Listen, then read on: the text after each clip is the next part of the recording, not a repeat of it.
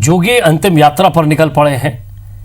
बिलासपुर से पेंड्रा ले जाया जा रहा है जोगी का पार्थिव देह और कोटा से रतनपुर केंदा होते हुए गोरिल्ला लाया जाएगा। इससे पहले बिलासपुर में अंतिम दर्शन के लिए भीड़ उमड़ी, लोग उमड़े। गोरिल्ला में अजीत जोगी का अंतिम संस्कार होगा, वहां भी लोग नम आंखों से उनका इंतजार कर रहे हैं।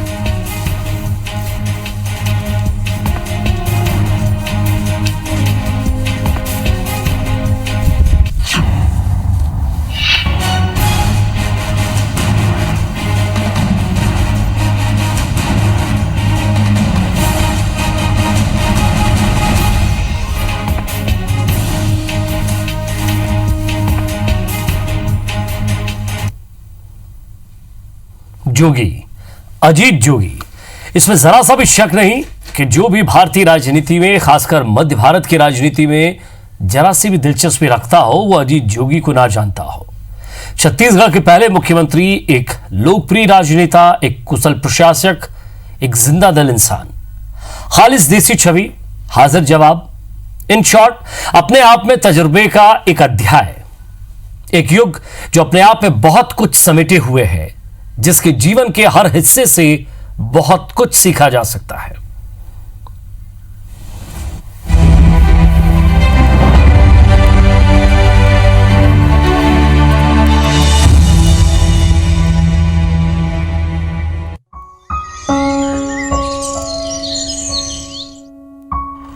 मैं अजीत प्रमोद कुमार जोगी छत्तीसगढ़ राज्य के मुख्यमंत्री के रूप में अपने कर्तव्यों का श्रद्धापूर्वक और शुद्ध अंतःकरण से निर्वहन करूंगा।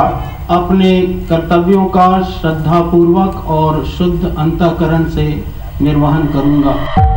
साल 2000, तारीख 31 अक्टूबर, जगह राजभवन रायपुर। नए अस्तित्व में आए छत्तीसगढ़ के पहले मुख्यमंत्री के तौर पर शपथ लेता ये शख्स है अजीत जोगी, जिसके जीवन का हर पल चुनौतियों से भरा रहा, जिसने मुश्किल को मात दी। एक जनप्रिय नेता होने के पहले वो एक कुशल प्रशासनिक अफसर रहे। बोलने की कला ऐसी कि सुनने वाले का मन मोह ले, भाषा ऐसी कि पल भर में अपना बना ले, तर्क ऐसे कि अच्छे अच्छों को पानी पिला दे, धारा प्रवाह निकलती हिंदी हो या ठेठ छत्तीसगढ़ी अंदाज,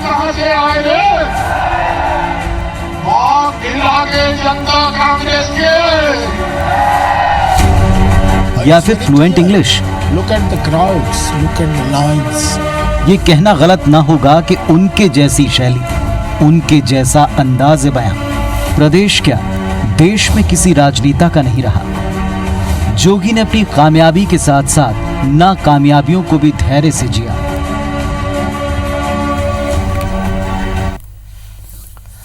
तो एक लंबा सफर, एक राजनेता के तौर पर, एक आईएएस के तौर पर और साथ ही साथ जनता के सेवक के तौर पर। जरा कुछ तस्वीरें आपको दिखाते हैं आज।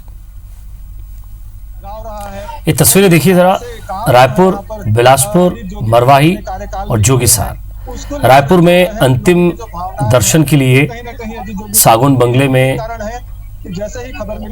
उन्हें श्रद्धांजलि की पुष्प अर्पित करने के लिए रुक पहुंचे। रायपुर से ये अंतिम यात्रा बिलासपुर के लिए रवाना हुई। उधर बिलासपुर से तस्वीर आप देख रहे हैं जहां मरवाही सदन में अंतिम दर्शन के लिए रुके और उसके बाद पेंड्रा जहां लोग इंतजार कर रहे हैं उनके पार्थिव देह का, जो कि आज जहां अंतिम संस्कार होगा। और उस शख्स से जिसने हर एक से दिल खोल कर बात की, वो लोग जो बहुत करीब थे वो भी उनका इंतजार कर रहे हैं।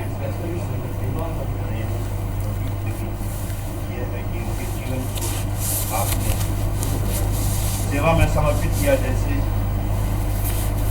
स्वयं प्रभु यीशु ने जोगी का एक लगाव रहा है। कई ऐसे काम जो है यहाँ पर अजीत जोगी जी ने अपने कार्यकाल में किए हैं, उसको लेकर जो कहे लोगों की जो भावनाएं हैं वो कहीं ना कहीं अजीत जोगी से जुड़ी हुई है। यही कारण है कि जैसे ही खबर मिली कि बिलासपुर में अजीत जोगी जी का पार्थिव देह पहुंचने वाला है, लोगों की जो भीड़ थी वो यहाँ पर उमड़ पड़ी है। आप देख सकते हैं कि किस तरह जो लोग हैं वो यहाँ पर पहुंचे हुए हैं और अपने नेता के और ज्यादा बातचीत के लिए गोरेला से हमारे संवाददाता राजेश मिश्रा हमारे साथ जुड़ रहे हैं, उन्हीं से हम बातचीत करते हैं। राजेश, लोग इंतजार कर रहे हैं उनके पार्थिव देह का, अंतिम दर्शन का, श्रद्धा सुमन अर्पित करना चाहते हैं और जिस गांव में जन्म लिया उसी गांव में आज सुपुर्द खाक होंगे, वही अंतिम संस्कार होगा, वही उन्हें मिट्टी दी जाएगी। सवाल ये कि एक लंबा सफ़र और उस लंबे सफ़र में वो लोग जो दूर से देख रहे थे, वो लोग जो बहुत पास थे, वो लोग जो राजनीति में प्रतिद्वंदी थे, हर एक शख्स इंतजार कर रहा है। जी बिल्कुल, ये सुबह से ही कल शाम से जब से खबर आई है कि जोगी जी नहीं रहे तो लोग, आसपास के लोग हैं जो उनके करीब के लोग जो कभी ना कभी उनके साथ जुड़े हुए थे, तमाम लोग जो हैं दुख में हैं, उन शोक में हैं और हर आदमी, हर शख्स ये चाहता है कि किसी ना किसी की तरह यहाँ जहाँ पे उनका वो दिया जाएगा, उनके पार्थिव शरीर को रखा जाएगा, उनको अंतिम श्रद्धांजलि दी जाएगी, वहाँ पर पहुँचे। इसको लेकर तमाम भीड़ बढ़ती जा रही है और आप देख रहे हैं कि ये जो भीड़ है, लोगों की जो श्रद्धा है, लोग जो उमड़ रहे हैं, वो पुलिस के लिए, प्रशासन के लिए चुनौती बनी हुई है। जैसे कि जानकारी मिली कि कोटा से उनके पार्थिव शरीर को जब गोरेला पेंड्रा की ओर लाया जा रहा था, जोगीसार लाया जा रहा था, तो 180 गाड़ियों का काफिला उनके पास था। और चूंकि आप जानते हैं विजय कि जो कोटा का इलाका है वो कोरोना संक्रमण के लिए रेड जोन का इलाका, और उस इलाकों से होती हुई गाड़ी आज पहुंच रही है, गोरेला पेंड्रा आ रही है, तो निश्चित रूप से प्रशासन के लिए काफ़ी चुनौती की बात है। और यही वजह है कि शहर की सीमा के बाहर उन गाड़ियों को, उन काफिलों को रोकने की तैयारी की जा रही है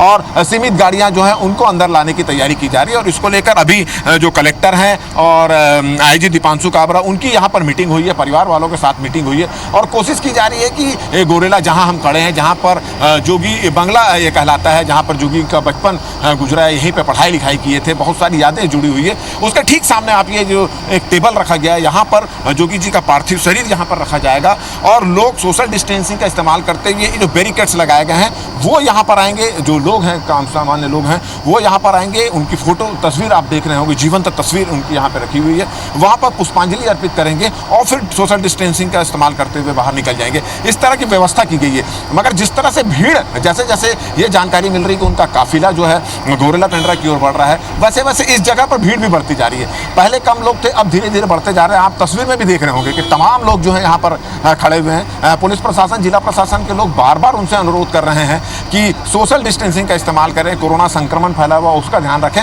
मगर लोगों की एक जिज्ञासा है, वो चाहते हैं कि जो जिस जोगी ने इस गोरेला पेंड्रा के लिए, उनके लिए जो किया है, वो उनका अंतिम दर्शन करना चाहते थे। इसलिए भीड़ थोड़ी बढ़ती जा रही है और ये भीड़ जो है पुलिस प्रशासन और जिला प्रशासन के लिए चुनौती बनी हुई है और कोशिश ये की जा रही है कि कम से कम लोग सोशल डिस्टेंसिंग का इस्तेमाल करते हुए यहाँ पर अंतिम दर्शन के लिए पहुँचे और जहाँ पर उनका अंतिम संस्कार किया जाएगा ज्योतिपुर के ग्रेवयार्ड में, वहाँ पर 20 लोगों की जाने की इजाज़त मिल रही है। मगर ऐसा लग रहा है जिस तरह से भीड़ आ रही है उसको कंट्रोल करना पुलिस के लिए एक बड़ी चुनौती होगा यहाँ पर। विजय जी, बाकी राजेश, कुछ लोग भी वहाँ हैं, कुछ उनके साथ के किस्से, उनका अनुभव अगर कोई बता पाए, जरा आप बात कर पाए तो।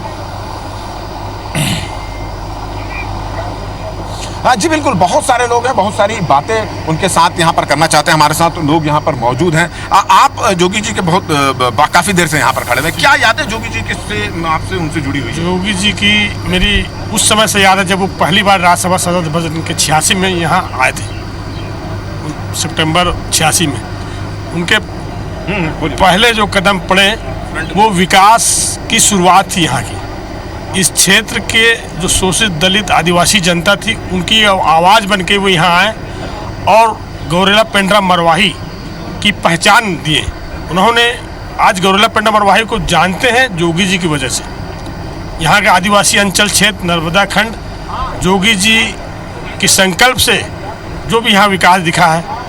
तो विकास, विजय, विकास की बात अगर की जाए तो गोरेला पेंड्रा और आसपास के क्षेत्रों में जो विकास हुआ है, ये मानते हैं कि योगी जी की वजह से ये विकास हुआ है और यही वजह है कि यहाँ के लोगों की एक आस्था जोगी जी की जुड़ी हुई है। आपकी क्या यादें हैं जोगी जी को लेकर? मेरी यादें तो मेरे को 20 साल हो गया राजनीति करते और हम लोग बहुत छोटे से उनसे जुड़े हुए थे। उनका एक सपना था कि एक बार अगर मैं सत्ता पे आ जाऊं तो मरवाही की इस गोरेला पेंड्रा जिले को एक चांदी की सड़क बनवाने का एक सपना जो है वो उनका अधूरा रह गया और उनकी आशाएं थी, एक बहुत बड़ी आशाएं थी।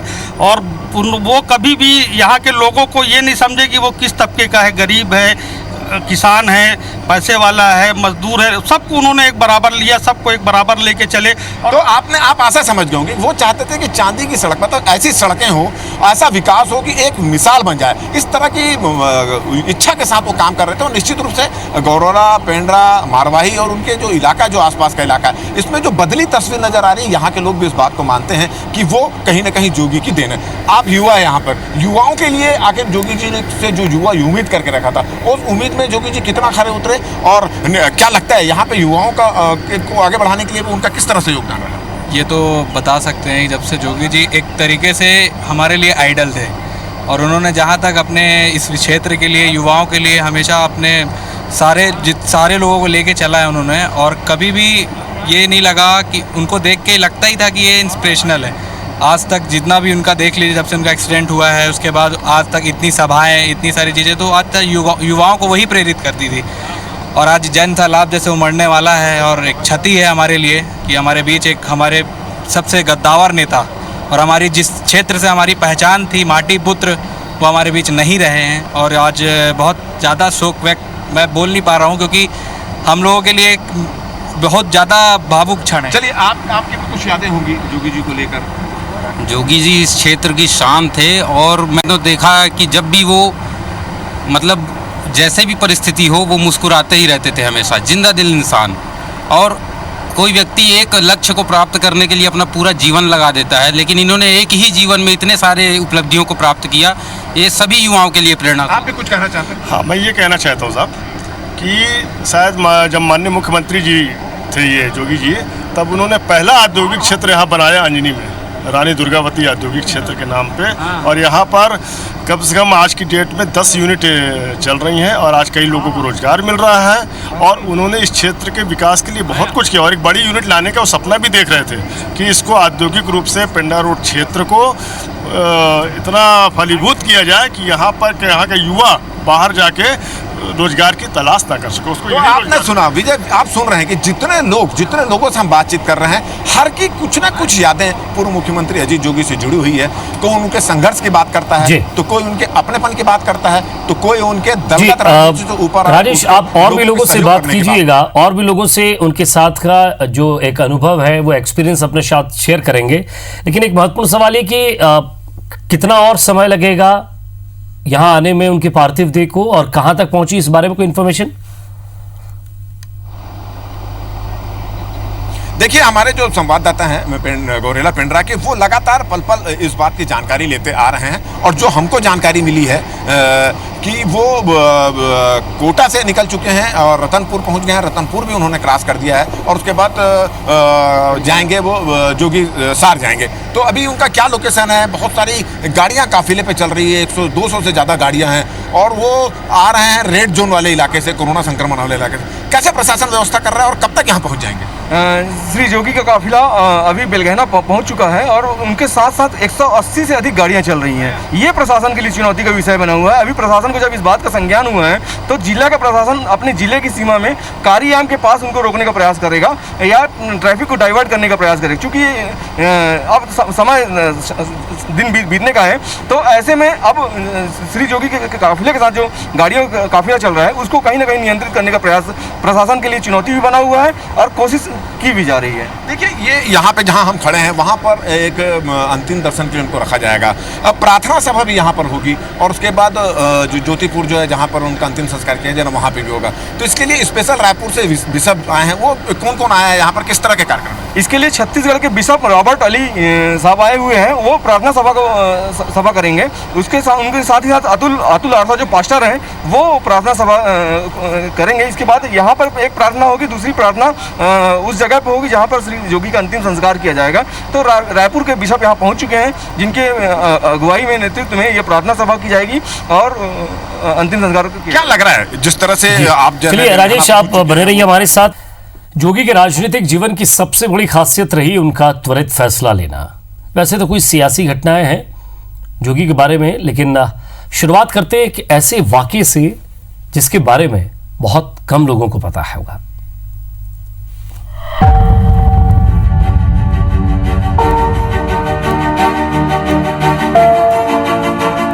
ये बात है साल 1978 की। जब अजीत जोगी अविभाजित मध्य प्रदेश में शहडोल जिले के कलेक्टर हुआ करते थे। एक बार एक काम से अजीत जोगी अमरकंटक के दौरे पर थे।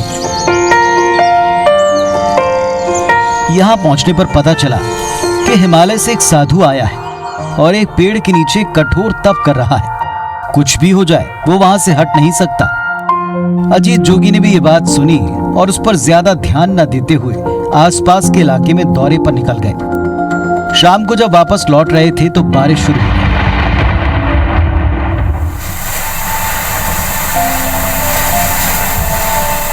देखते ही देखते जंगली इलाके में रात गहराने लगी और बारिश भी इस कदर तेज हुई कि रास्ता तक दिखाई न पड़ रहा था। आखिर अजीत जोगी ने एक पेड़ के नीचे कार रोकी और तभी सहसा जोगी को याद आया कि सुबह लोग एक साधु के बारे में बात कर रहे थे। उनके मन में कौतूहल हुआ कि इस बारिश और ठंड में क्या अब भी वो साधु तपस्या कर रहा होगा। अपने साथियों से चर्चा के बाद उन्होंने इस जगह जाकर इस बात की पुष्टि करने की ठानी। जोगी जब वहां पहुंचे तो पाया कि साधु उसी स्थान पर तपस्या में लीन था। इस वक्त जोगी वहां से रेस्ट हाउस लौट आए, लेकिन अगले दिन सुबह वो उसी जगह पर पहुंचे। उन्होंने साधु को अपना परिचय बताते हुए इस कठोर तपस्या की वजह और कहां से आए हैं ये पूछा। साधु ने उत्तर दिया कि वो वहां पर एक आश्रम बनाना चाहते हैं। अजीत जोगी ने उसी वक्त जेब से सिगरेट की डिब्बी के भीतर लगे एक चमकीले रैपर को निकाला और आश्रम के लिए जमीन आवंटन कर दी और खुद कदम से चलकर जमीन की नपाई भी की। इतना ही नहीं, उन्होंने साधु से इस आश्रम में आदिवासी बच्चों को रखने का वायदा भी लिया। बाद में यही जगह कल्याण आश्रम के तौर पर प्रसिद्ध हुई। ये स्थान आज की तारीख में मध्य प्रदेश छत्तीसगढ़ की सीमा पर अमरकंटक में एक प्रमुख आकर्षण के तौर पर स्थापित है। सन 1978 में जोगी जी जब शहडोल के कलेक्टर थे, उस समय बाबा जी के पास में, बाबा जी उस समय में खुले आसमान के नीचे रहा करते थे, धुना के नीचे में। बाबा जी से प्रभावित होकर के उन्होंने जो है एक सिगरेट के कागज में जो है इस जमीन को, जहाँ जहाँ आज कल्याण सेवा आश्रम को आप विस्तार देख रहे हैं, तो ये जमीन जो है उन्हीं की देन है। और बाबा जी के बड़े प्रेमी थे, हम लोगों के भी बड़े प्रेमी थे जोगी जी। अमरकंटक का यह कल्याण आश्रम अजीत जोगी की दृढ़ इच्छा शक्ति और वादा को पूरा करने की जो उनकी पहचान थी, उसके रूप में देखा जा सकता है।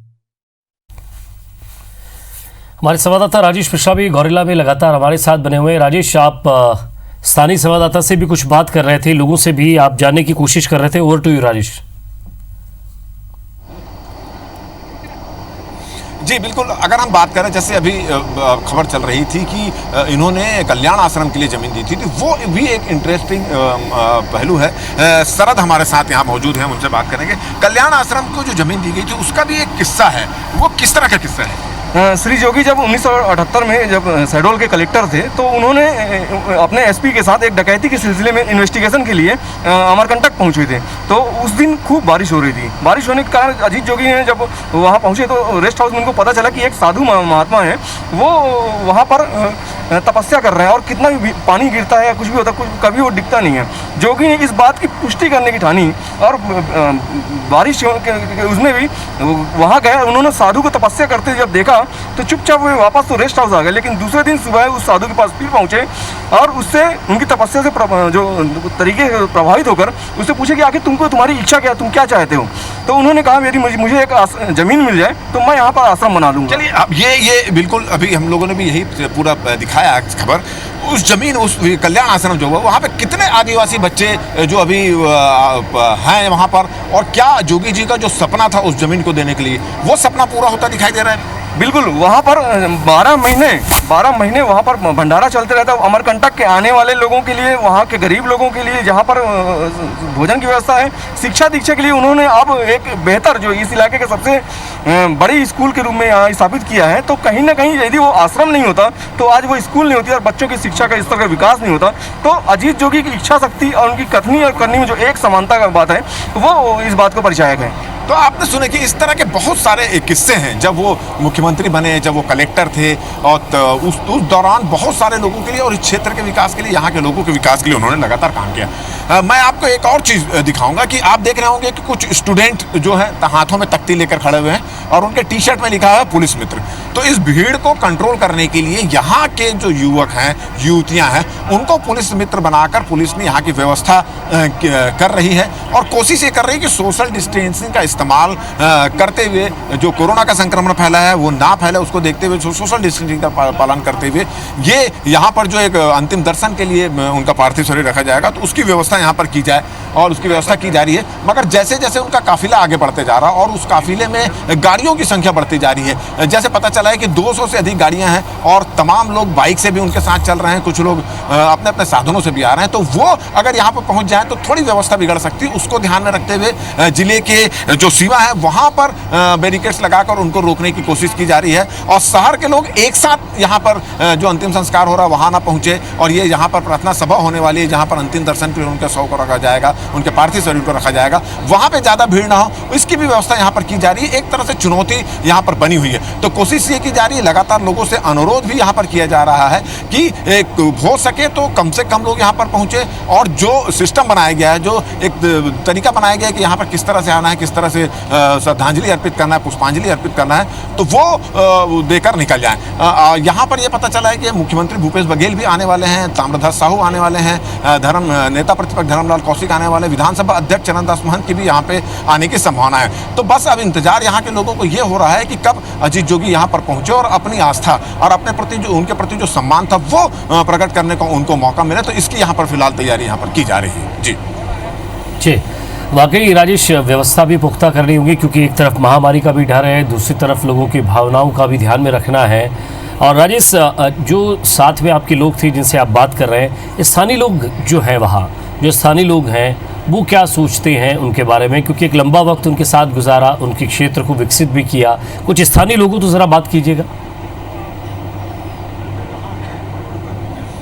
देखिए विजय, बिल्कुल हम लगातार लोगों से ये जानने की कोशिश कर रहे हैं, बाहर से भी यहाँ पर लोग आए हुए हैं और मैंने एक चीज़ देखी है विजय, जब जोगी जी के बारे में उनसे बातचीत की जाती है, जब उनसे माना जाता है कि आपसे उनके जो संबंध रहे, आपने उनके साथ जो वक्त गुजारा है वो किस तरह का था, तो भावुक हो जाते हैं, उनकी आंखें नम हो जाती है। इस तरह के दृश्य हम कई समय देख रहे हैं। बाहर से हमारे साथ आए हैं पोर्ते जी साहब, पोर्ते जी आप बाहर से आए हैं, जोगी जी के से क्या यादें आपकी जुड़ी हुई है, जो वक्त आपने गुजारा है वो किस तरह का वक्त था, क्या कहना है?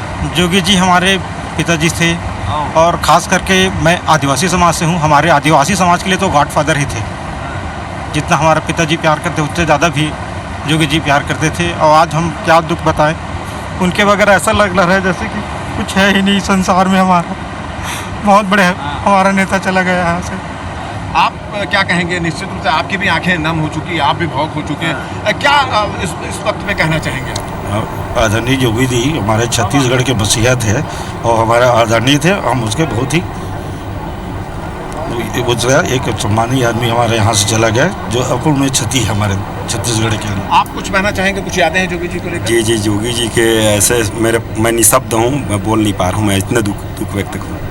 विजय, आपने सुना कि लगभग यही स्थिति उन तमाम लोगों की है जिसके साथ जोगी जी ने कुछ वक्त गुजारे हैं, जोगी जी के साथ उन्होंने जिनके साथ उनके अलग अलग रूप देखे हैं। कोई उनको अपने पुत्र तुल्य मान रहा है, कोई उनके बचपन का सखा मान रहा है, तो कोई अपना गॉडफादर मान रहा है। और हर व्यक्ति का यहाँ पे कहना है गौरेला पेंड्रा और आसपास के इलाके में कि उनको लगता है कि उनके सर से एक कोई छाया जो होती है वो हट चुकी है। उनको ऐसा लग रहा है कि अब उनके क्षेत्र के विकास का क्या होगा, उनको ऐसा लग रहा है कि इनके जो आदिवासी जो बच्चे हैं उनका क्या होगा। एक मार्गदर्शक जो समय समय पर मार्गदर्शन मिलता था जोगी जी का, अब वो किस तरह से मिलेगा। इस तरह के सवाल लोगों के दिमाग में उठ रहे हैं और उनकी आंखें नम हो रही है, वो भावुक भी हो रहे हैं।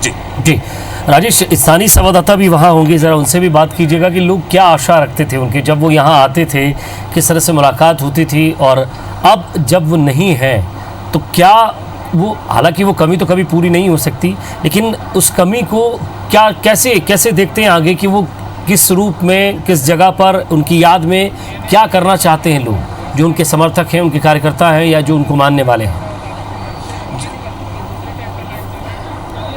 जी बिल्कुल, हम बात करते हैं। शरद, अभी ये बात मेरे दिमाग में थोड़ी सी चल रही है कि जोगी जी जब आते थे बहुत व्यस्त रहते थे और जब उनको सुकून की ज़रूरत होती थी तो सुकून के लिए वो अपने गौरेला पेंड्रा आ जाते थे। तो जो गौरेला पेंड्रा आते थे तो उनकी गतिविधियाँ किस तरह से, राजनीतिक गतिविधियाँ रहती थी कि अपने बचपन के दोस्तों से मिलते थे, सामाजिक कार्यक्रमों में शामिल होते थे, क्या रहती थी उनकी दिनचर्या? अजीत जोगी जब भी यहाँ आते थे तो एक उनकी खासियत थी कि वो एक ही बात बोलते थे, मैं इस क्षेत्र में राजनीति करने नहीं आता, अजीत जोगी बहुत ही दावे के साथ कहते थे और कभी कहीं भी उन्होंने इस क्षेत्र में राजनीतिक बात नहीं की। यहाँ आते थे हर कोई उनसे, चाहे वो दूसरी पार्टी का भी हो, भाजपा का हो, कांग्रेस का हो या उनकी पार्टी को छोड़ चुका हो, लेकिन वो मिलने जरूर आता था। अजीत जोगी हर किसी से एक परिवार के सदस्य के नाते, चूँकि वरिष्ठ भी थे तो एक परिवार के वरिष्ठ सदस्य के नाते भी अजीत जोगी उनसे मुलाकात करते थे। तो ये अजीत जोगी का तरीका था जो यहाँ पर मैंने जो अपने कवरेज के दौरान भी बात देखी कि यदि प्रदेश के दूसरे हिस्सों में अजीत जोगी से आपसे अच्छी मुलाकात नहीं हो पा रही है तो आप गौरेला, पिंडरा, मरवाही आ जाइए। जब अजीत जोगी यहाँ रहते हैं, अजीत जोगी से के लिए कोई यहाँ पर बंधन नहीं हुआ करता था और हर कोई आसानी से मिल लिया करता था। उनकी महफिलें जमती कहाँ थी? घर में बैठते थे कि अपने स्कूल के प्रांगण में बैठते थे या कहीं चले जाते थे? निश्चित रूप से अलग अलग तरह की यादें होंगी। और क्या लग रहा है जोगी जी ने, अगर मारवाही, गौरेला, इसकी बात करें पेंड्रा की, तो क्या उनकी उपलब्धि रही है? सबसे बड़ी उपलब्धि क्या रही और क्या ऐसी चीज़ थी जिसको वो करना चाहते थे, वो कसक रह गई, वो पूरी नहीं हो पाई? अजीत जोगी जब मुख्यमंत्री थे तो उन्होंने त्रिवर्षीय चिकित्सा पाठ्यक्रम शुरू किया था। यहाँ पर उन्होंने अनुसा मेमोरियल में एक मेडिकल इंस्टीट्यूट भी डाला था, जिसमें पढ़ने वाले बच्चे आज कई जगह आरएमए के पद पे पदस्थ हैं। अजीत जोगी इस कॉन्सेप्ट को आगे बढ़ाना चाह रहे थे क्योंकि मेडिकल की पढ़ाई जो काफ़ी महंगी हो चुकी है, तो वो गाँव तक नहीं पहुँच पाते डॉक्टर, और शहरों में ही सिमटे रहते हैं। तो अजीत जोगी जो गाँव तक चिकित्सा सुविधा पहुँचे, इसके मद्देनजर त्रिवर्षीय जो चिकित्सा पाठ्यक्रम शुरू किया था, वो जोगी जी का एक ड्रीम प्रोजेक्ट के दौर था जी।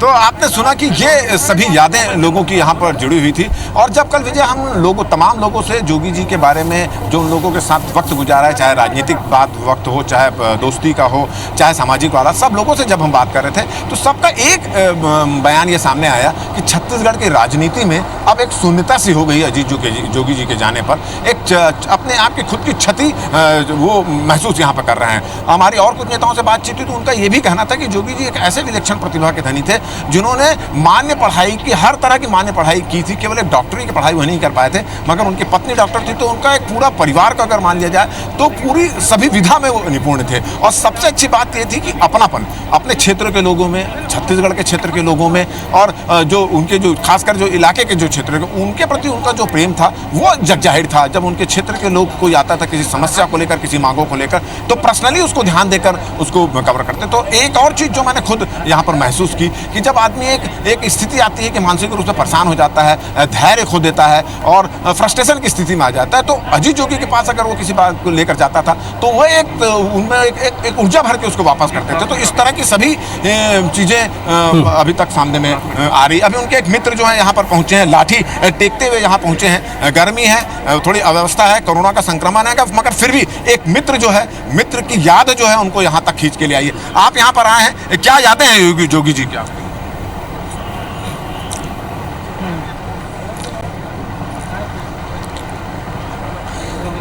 जोगी जी, मैं बचपन का मित्र हूँ उनका, लेकिन शायद ऐसा माने अद्भुत व्यक्तित्व जिसने कि धीरे धीरे बड़े हुए, हम लोग साथ में खेले कूदे, बड़े हुए, धीरे धीरे पढ़ाई साथ में करी और अद्भुत अनुशासन का पालन उनने किया।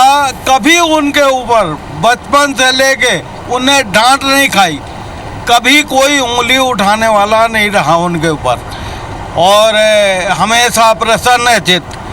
बढ़ते बढ़ते उनने पढ़ाई पूरी की, और वो भी एक आश्चर्य था कि ऐसे घर से जहाँ की पूरी व्यवस्था ना हो, मने किसी बात की, वहाँ वो संघर्ष करते हुए वे और कैसे भी करके उनने पढ़ाई करी, और ऐसी अद्भुत पढ़ाई करी कि शीर्ष में जाके बैठे, कलेक्टर हुए।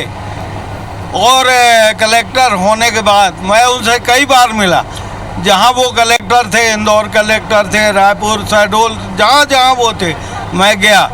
और उन्हें मैं आपसे सबसे बड़ी बात उनके बारे में जो कहता हूँ, राजनीति एक ऐसी चीज़ है जिसमें आदमी सीमा रेखा बनाता है कि, लेकिन उनके मन में राजनीति करना है, मतलब जो हमको राजनीति का काम है वही करना है।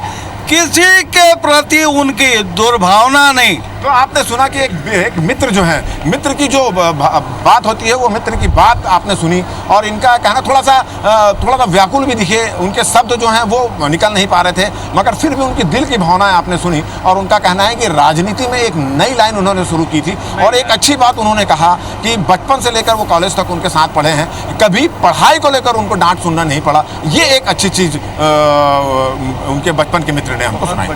जी राजेश, आप बने रहिए हमारे साथ। बहुत सारी यादें हैं उनकी, क्योंकि अजीत जोगी की ज़िंदगी की सबसे बड़ी घटना अगर आपको बताई जाए तो अजीत जोगी गरियाबंद में उनके साथ एक बड़ी घटना हुई और इस घटना ने उन्हें एक तरह से तोड़ कर रख दिया था। जी हाँ, हम बात कर रहे हैं गरियाबंद में हुई सड़क दुर्घटना की। 6 साल पहले 4 अप्रैल 2004 में अजीत जोगी जब लोकसभा चुनाव के लिए दौरे पर निकले थे, इस दौरान गरियाबंद से मैनपुर जाते वक्त रात लगभग 2:30 बजे ड्राइवर को झपकी आ गई और गाड़ी एक पेड़ से जा टकराई। घटना के बाद अजीत जोगी अपनी गाड़ी के पीछे की सीट पर सो रहे थे। इस घटना में गाड़ी के परखच्चे उड़ गए और अजीत जोगी बुरी तरह से घायल हो गए। आसपास के लोगों की मदद से अजीत जोगी को किसी तरह गाड़ी से निकाला गया और गरियाबंद के अस्पताल ले जाया गया, लेकिन अजीत जोगी की गंभीर स्थिति को देखते हुए उनका प्राथमिक उपचार वहाँ से फिर उसके बाद रायपुर लाया गया। कुछ दिन रायपुर में इलाज के बाद उन्हें इलाज के लिए दिल्ली ले जाया गया। वहाँ लगभग साल भर तक इलाज के बाद व्हील चेयर पर वापस लौटे, मगर उनके हौसलों में कोई कमी नहीं थी।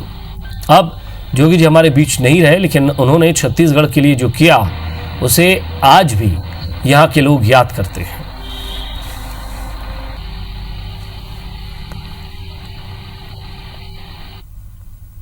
जोगी जी खत्म होगी तो हमारे बहुत बड़े एक छत्तीसगढ़ की नेता चलेगी। गरीब किसान सबसे बरोबरी अंदाज नहीं होता। जोगी जी जब से चावल ला रात कारी चलेस, जोगी डबरी चलेस और घर घर कोठी कोठी में चावल ला हमन भरे के बाद में बाल बच्चे की शादी करें, सबके शादी करें। लेकिन आज मोला ये दुख की बात होगी आज के समय में कि जोगी जी ये दुनिया में नहीं। तो लगातार हम बातचीत कर रहे हैं जोगी के राजनीतिक सफर और प्रशासनिक सफर की और साथ ही साथ उनके अंतिम सफर की भी। हमारे संवाददाता राजेश मिश्रा हमारे साथ जुड़े। राजेश, कोई राजनीतिक शख्सियत वहां हो जिससे बात हो सके? जी बिल्कुल, अभी कुछ देर पहले ही अजीत जोगी के एक अभिन्न जो साथी हैं कवासी लखमा जी, प्रदेश के आबकारी मंत्री, वो यहाँ पर पहुँचे हैं। आप यहाँ पर पहुँचे हुए हैं। अभी अजीत जोगी का काफिला बस धीरे धीरे उनके जो पार्थिव शरीर का काफिला वो धीरे धीरे जोगी सार पहुँच रहा है। जोगी जी को लेकर आपकी क्या यादें हैं यहाँ पर, और आज जब उनके घर के सामने खड़े हैं, उनके गाँव में खड़े हुए हैं, तो क्या चीज़ याद आ रही है? मतलब जोगी जी का राजनीति जीवन में हम लोग सीखने का, उसके साथ काम करने का मौका मिला था, क्योंकि एक ऐसा राजनेता था, प्रशासन के भी कलेक्टर भी रहा तो, चाहे राज्यसभा में रहा तो, मुख्य प्रवक्ता रहा तो, और लोकसभा में रहा तो, और हमारा पहला मुख्यमंत्री रहने के बाद छत्तीसगढ़ को बहुत ऊंचाई ले जाने के सोचे थे, समझे थे। चाहे राजधानी की बात हो, चाहे हमारे सुकमा बस्तर की बात हो, अभी बहुत अकर रहा है। ऐसा राजनेता बहुत कम मिलते हैं हमारा बीच से। अच्छे लगाए तो हम लोग को बहुत दुख है और बहुत परेशान है, क्योंकि पढ़ा लिखा समझदार दिल्ली का राजनीति करते करते और मरवाई जैसा जंगल गांव का भी राजनीति किया है।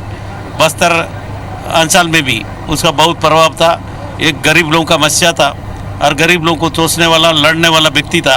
हमारा बीच से गया तो हमको बहुत दुख है। अच्छा लखमा जी, एक चीज़ है, आपने बहुत सारा समय उनके साथ गुजारा है। आपने वो एक किस्सा भी बताया था कि आपके इलाके में एक नदी थी, उस पर पुल बनाने के लिए आप उनको बोले थे तो मान लिए थे। आखिरी बार उनसे आपसे क्या बातचीत हुई थी? ये कुछ याद आ रहा है आपको कि आखिरी बार कौन सी मुलाकात हुई थी, क्या बात हुई थी? आखिरी बार तो याद नहीं आ रहा है, लेकिन जब तक कांग्रेस पार्टी में थे लगातार हम लोग मिलते थे, लगातार बैठते थे। बस्तर के बारे में, छत्तीसगढ़ के बारे में, कमज़ोर वर्ग के बारे में, चाहे पिछड़ा वर्ग के बारे में, और कमज़ोर वर्ग के लिए सोचने वाला आदमी, चाहे कितना भी बड़ा आदमी हो, कितना छोटा आदमी को, अंतिम व्यक्ति को सोचने वाला आदमी, चाहे किसी भी काम के लिए, चाहे मुख्य सचिव हो, चाहे IG हो, SP हो, जहाँ भी फ़ोन करना है, मैं पहला आदमी देखा हूँ छोटा आदमी के लिए जान देता रहा, काम हो नहीं हो, लेकिन फ़ोन जरूर करता रहा। वो याद जरूर आता है। अच्छा, आप एक किस्सा बता रहे थे जब आपकी पिछली बार बातचीत हुई, तो आपके इलाके में एक नदी थी जहाँ पे पुल नहीं था, तो आप इनको अपने साथ जिद करके ले गए थे और उन्होंने तत्काल उस पुल में का सैंक्शन किया था। और आप जब उस पुल से गुजरते हैं तो आपको जो अजीत जोगी की याद है, क्या किस्सा था वो? आज हमारे एक बड़ा नदी है सबरी, उड़ीसा से जोड़ने वाला, उसको मैं पहला बार मुख्यमंत्री बनने के बाद मैं बोला कि सबरी नदी में पुल बनना है। एक जगह तो बना दिया और दूसरे साइड के लोग बोले कि आज उधर पुल बना है तो इधर कैसे होगा। जब हेलीकॉप्टर में गए जाते जाते एक दूसरा पुल के लिए बोला तो हेलीकॉप्टर में घोषणा किया है, वो याद जरूर आता है। जमीन में नहीं किया, हेलीकॉप्टर में बात करते, दोनों भाई बात कर रहे थे उस पुल भी बनेगा, वो हेलीकॉप्टर ऊपर घोषणा किया है, एक चिट्ठी नहीं कुछ नहीं। तो आपने सुना कि ये बहुत सारी यादें हैं कवासी लखमा जी की, और वो इस बात को भी खुल के कबूल करते हैं कि उनके जैसा नेता, उनके जैसा राजनेता, उनके जैसा एक बड़ा भाई, उनके जैसा एक मार्गदर्शक अब छत्तीसगढ़ को नहीं मिलेगा, उनको खुद नहीं मिलेगा। और उन्होंने तो कहा कि लोगों के प्रति और अपने लोगों के प्रति और जो गाँव के लोग, खासकर उन लोगों के प्रति इतनी उनकी चिंता रहती थी कि हेलीकॉप्टर से जब सवाई यात्रा कर रहे थे, मुख्यमंत्री थे तब, तो उन्होंने एक मांग की थी कि सबरी नदी पर एक पुल होना चाहिए, तो वहीं से उन्होंने घोषणा कर दी थी। और उन्होंने ये भावुक होते भी ये बात बताए हैं कि जब भी अब उस पुल से वो गुजरते हैं तो जोगी जी की याद जरूर आती है। तो इस तरह की यादें हर व्यक्ति, जहां भी जितने लोग मौजूद हैं, हर व्यक्ति के मन में इस तरह की कुछ यादें हैं और उस यादों को याद करके वो भावुक भी हो रहे हैं। जी राजेश बने रहिए आप हमारे साथ। तो जोगी के राजनीतिक और प्रशासनिक जीवन और उनकी खूबियों के बारे में तो काफी कुछ कहा सुना जाता रहा है, और जितना भी उनके बारे में जानते हैं उससे उनके बारे में और जानने की इच्छा प्रबल हो जाती है। सवाल उठता है कि आखिर जोगी का बचपन कैसा रहा, शिक्षा और निजी जीवन कैसा रहा, राजनीतिक जीवन की शुरुआत कैसे रही। अजीत जोगी का देसी अंदाज और जमीन से जुड़ाव उनके बचपन और जीवन संघर्ष का हासिल रहा है। अजीत जोगी का जन्म 29 अप्रैल 1946 को गौरेला के जोगीसार गांव में हुआ। इसके बाद जोगी के पिता जोगीसार से गौरेला के जोगी डोंगरी चले गए और यहाँ पर जोगी निवास बनाया।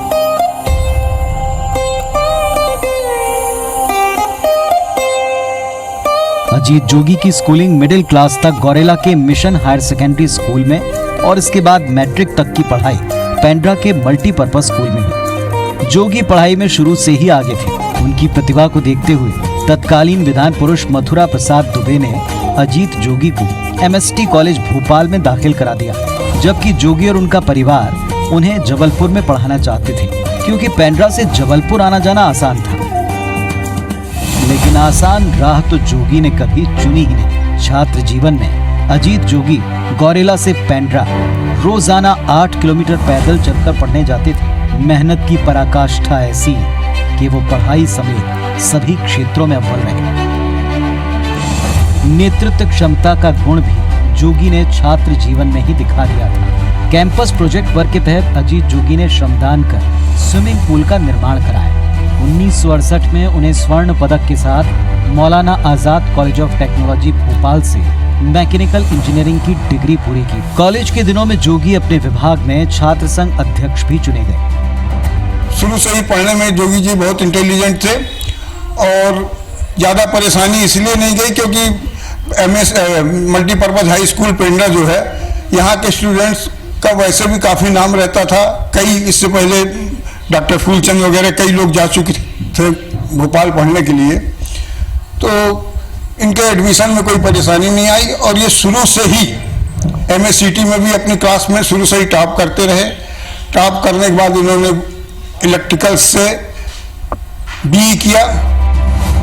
1974 में अजीत जोगी भारतीय पुलिस सेवा और भारतीय प्रशासनिक सेवा के लिए चुने गए। 1974 से 1986 तक मध्य प्रदेश के सीधी, शहडोल, रायपुर और इंदौर जिलों में जोगी ने अपनी प्रशासनिक सेवाएं दी। जोगी ने सर्वाधिक समय तक कलेक्टर रहने का रिकॉर्ड भी बनाया। सीधी के मानस भवन और गांधी विद्यालय की स्थापना कलेक्टर रहते हुए अजीत जोगी ने ही की थी। उनसे जुड़े हुए लोग उस वक्त को याद करते हुए बताते हैं कि वो एक ऐसे अफसर रहे जो उन कामों को प्राथमिकता दिया करते थे जो आमजन चाहते। अक्सर वो इलाके के लोगों से बुंदेलखंडी में बात करने का प्रयास किया करते थे। प्रशासनिक अधिकारी के तौर पर अजीत जोगी का लोगों से ये सीधा जुड़ाव आगे चलकर एक राजनेता के तौर पर उनको बेहद लोकप्रिय बना गया। उनके साथ सबसे बड़ी खूबी ये थी कि वो अगर किसी को अपना लेते हैं तो उसको छोड़ते नहीं है। तुमको अगर उनकी कोई अच्छाइयाँ अच्छी ना लगी हो तुम भले छोड़ दो, बात दूसरी है। बाकी वो उनका प्रयास रहता है कि वो जनरली लोगों को छोड़ते नहीं हैं, क्योंकि उनके साथ सबसे बड़ी बात ये, एक तो वो माटी से जुड़े हैं। सबसे बड़ी खासियत जो उनकी थी कि उन्हें कलेक्टर होते हुए उन्होंने बघेलखंडी सीखना शुरू किया था और लोगों से बगैर टूटी फूटी बघेलखंडी में ही बात वो किया करते थे।